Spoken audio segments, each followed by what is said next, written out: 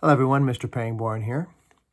I'm just in my studio and I wanted to let you know how much that I was missing seeing all of you. And so anyway, I wanted to let you know that I'm going to be starting to share some other new fun ways where you can practice and work on your art and your creativity. And so the first thing that you need to do is have some supplies. So I went around my house today, which, you could probably do too, and make sure that you find all your supplies and put them all in one kind of area where you can do a little bit of artwork.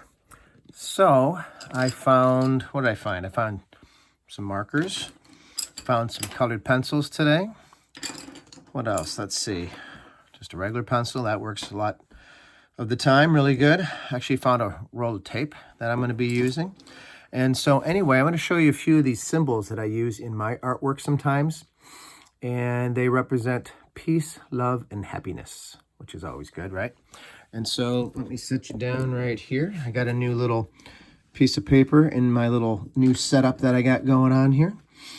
And so anyway, boys and girls, I happen to also have some of these circle templates that I've had in the past. You don't have to have these, obviously, but you could always trace something that is a circle, or you can just kind of draw it freehand.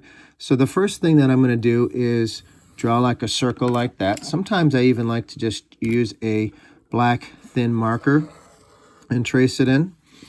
And so you could do something like that. We're going to do like a peace sign.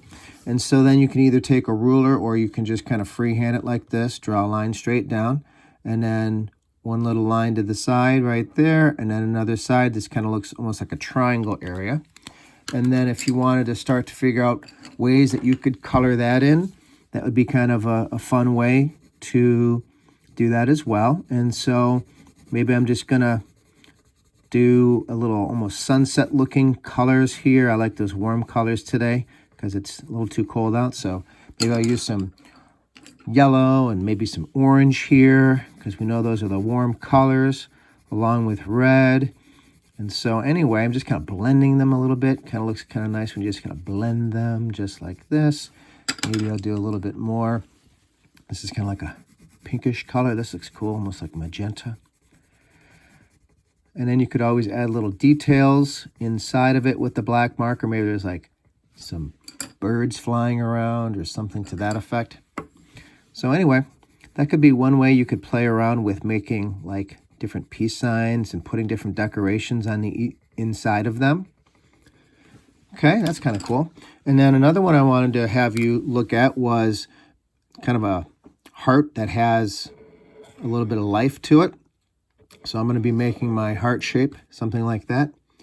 And then I'm going to add some eyes. I'm going to start off with flat on the bottom, curve up like that. Flat on the bottom, a little curve, and then it needs its pupil. So I'm going to have this one looking up in the sky, kind of up there. And then maybe a little nose, and then a little smile that kind of comes up like that. And then this one, I might use the red marker and just color in, trying to go, right next to the edges the best that I can and fill in this area. Okay. So that guy's looking kind of interesting. You could do all sorts of different kinds of eyes, different kinds of colors, different patterns in the heart.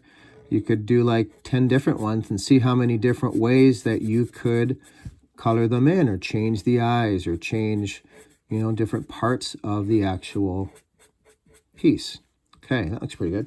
And then the last one I wanted to do is a little sort of smiley face guy. And so anyway, I'm going to take a tape rule here just because that's what I have of this size that I wanted to trace. And so on the inside, I'm just going to hold it down, take my marker like that. And then I'm going to take my highlighter and just kind of color in the whole thing with the highlighter, doing the best I can, getting close to the edges there.